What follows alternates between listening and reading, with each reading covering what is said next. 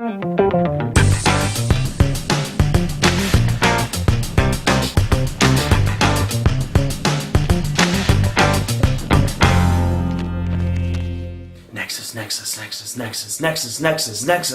What's going on, guys? I'm Aaron from PhoneDog.com, and that's the chant that's been going on, at least I think that's the chant, that's been going on amongst Android users, at least diehard Android users across the nation. The Google Nexus S, newest Android Google Experience device in the United States after the Nexus 1, second Google branded device, and it's made by Samsung. We're going to pit it together against the HTC EVO 4G. Even though it's been out for 6 months, still one of the hottest devices on the market today. Which one will win in the dogfight? This one has a 4.3-inch display. 4-inch display here, but higher resolution.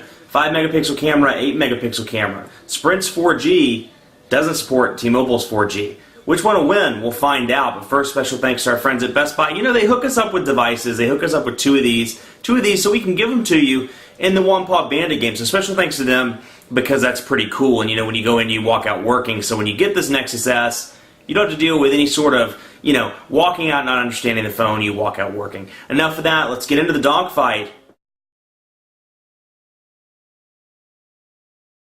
Let's take a look at the browsers on both of these devices. They're both running Android 2.2 and up. This one, again, 2.3.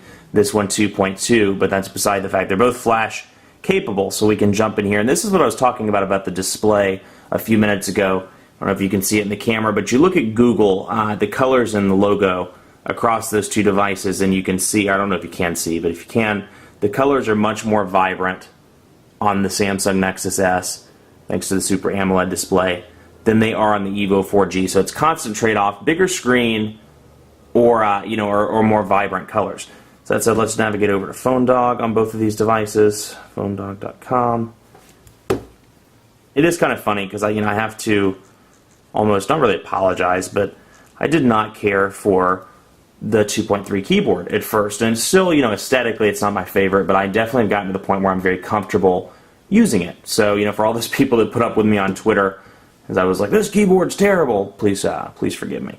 So you can see here, it's loading up into PhoneDog.com, and both of these devices, I'll show you on this one as well, you can go over typical Android browser settings, back, forward, bookmarks, windows. You can click here, you can add another window. You don't want to wait for PhoneDog to load, you want to go to CNN while you're waiting. You click on CNN, and you can see some minor aesthetic differences in Android 2.3 that aren't there in 2.2, for example, and just some minor things in general. The icons are slightly different. They're in slightly different locations in the menu here, but you can see it's a black background as opposed to a white background. It actually works well on two fronts for the Nexus S. It's running a Super AMOLED display, so the darker the colors, the better it is for battery life. Lighter colors kill Super AMOLED displays a bit faster, so keeping that, that's something to keep in mind. Pinch to zoom is very quick in my opinion, given that this device is running flash out of the box. You can see all of our advertisements over here that are running.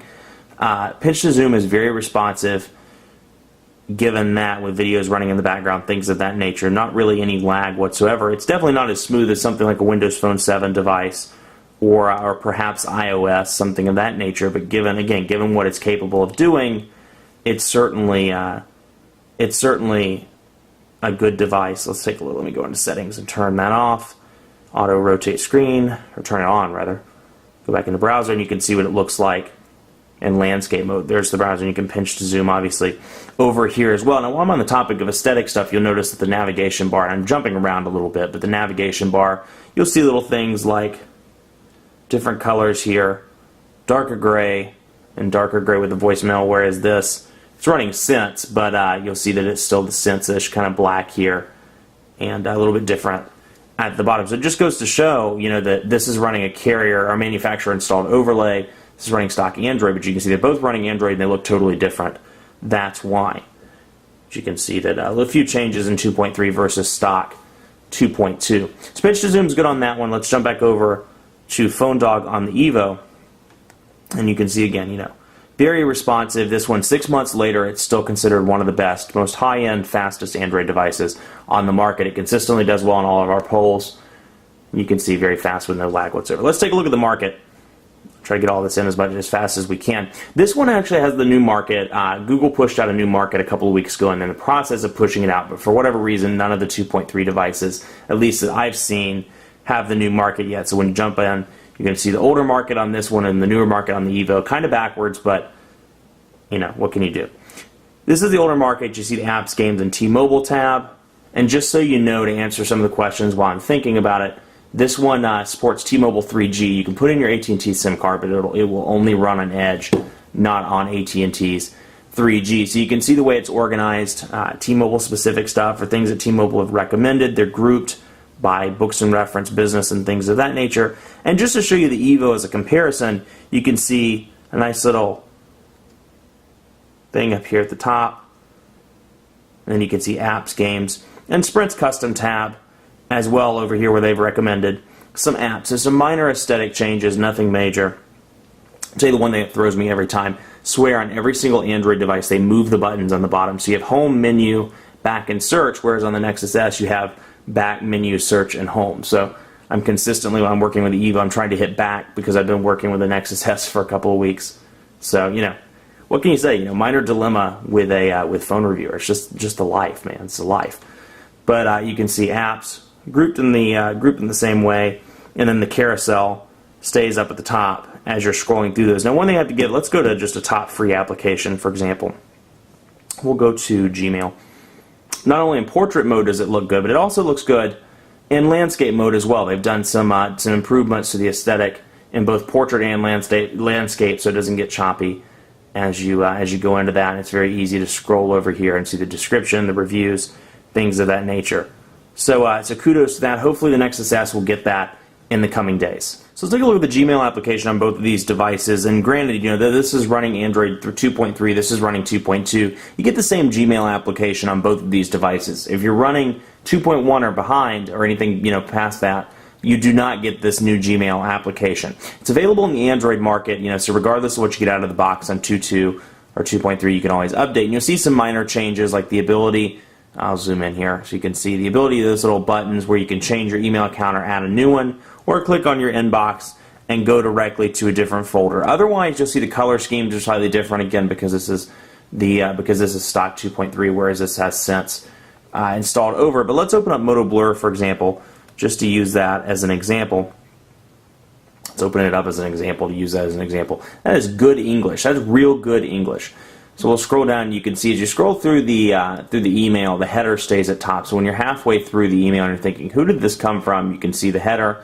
Another nice touch is you can click and hit reply, reply all, or forward. So nice touches there. Again, for me, the 4.3-inch display is nice because, you know, big keyboard to respond, big display to see the text.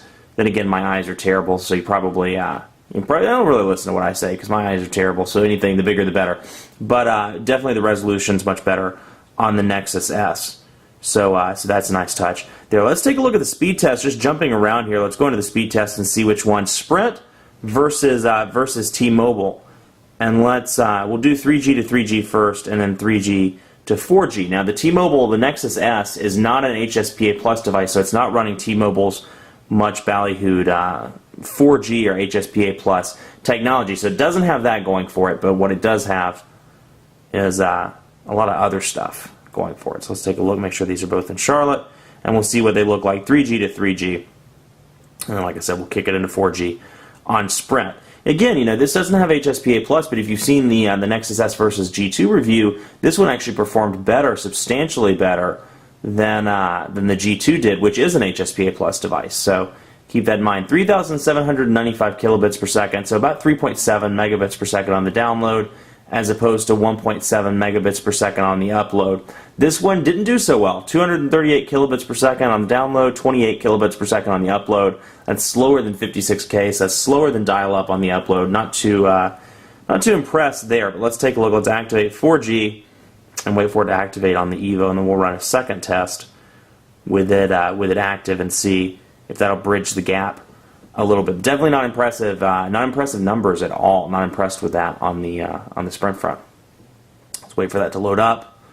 But otherwise, you know, call quality with both of these devices have been very good. This has a 1500 milliamp battery. So does this one, you know, and they've both been pretty decent. I have to give the edge in battery to the Nexus S. It's much better now. The downside of the Nexus S is this thing takes freaking forever to charge.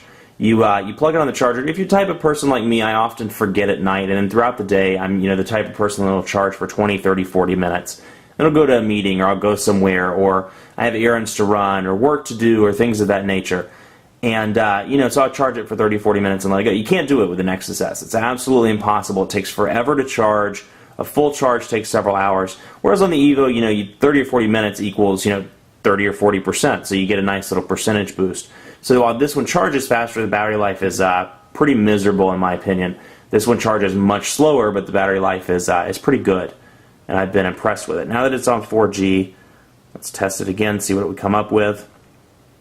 And again, the cell site for both T-Mobile and Sprint cell site is literally, I can see it from the window of my office. So it's not far away at all. But again, not impressed with those Sprint numbers, not doing a good job. 1,214 kilobits per second, and you can see it's running 4G, and supposedly it has strong 4G signal. 1,214 kilobits per second, 1,029 kilobits on the upload.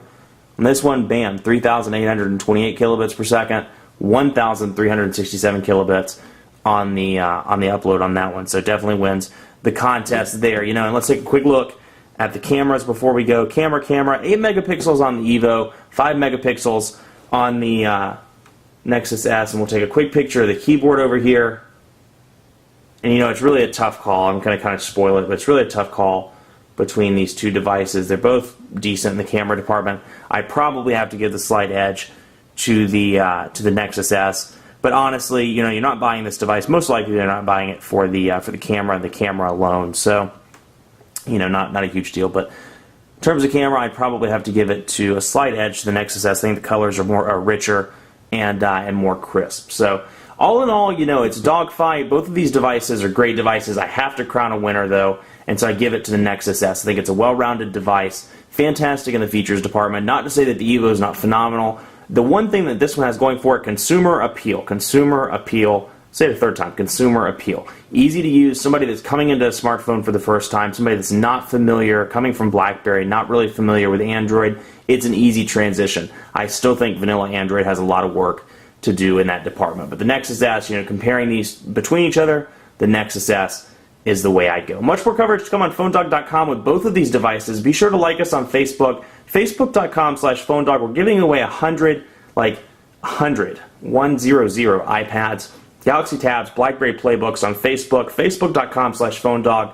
Fill out the sweepstakes forms, and you're ready to go. Be sure to follow me on Twitter as well, PhoneDog_Aaron. Ask me any questions you have about these two devices, and I'll do my best to answer those. Thanks so much for watching. Keep it locked on PhoneDog for continuing coverage. We'll see you next time.